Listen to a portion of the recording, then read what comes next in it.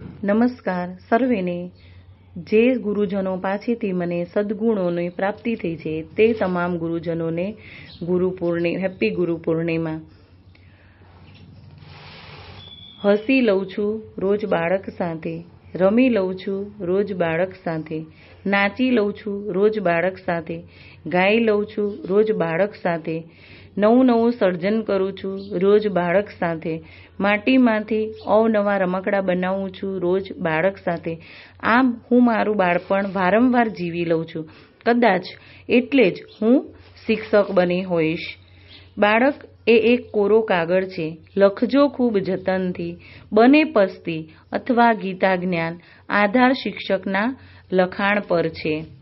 હું શું છું? હું શું છું? હું કોણ છું? કોના માટે જીવું છું? એ બધું ભૂલી જાઉં છું। એ બધું હું ભૂલી જાઉં છું જ્યારે હું આ ભૂલકાઓની સાથે હોઉં છું। જ્યારે આપણે બાળક સાથે હોઈએ છીએ ત્યારે આપણો આત્મા પણ ખુશ થાય છે।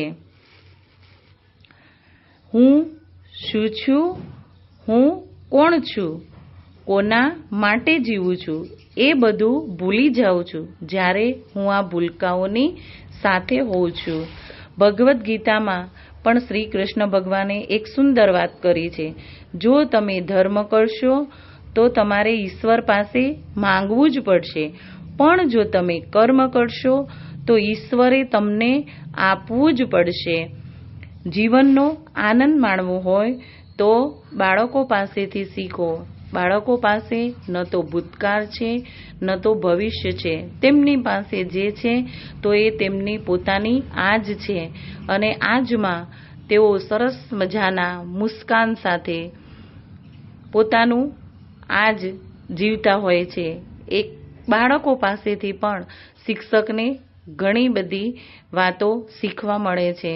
તો શિક્ષકનો સાચો ગુરુ તેના બાળકો, તેનો વિદ્યાર્થી છે।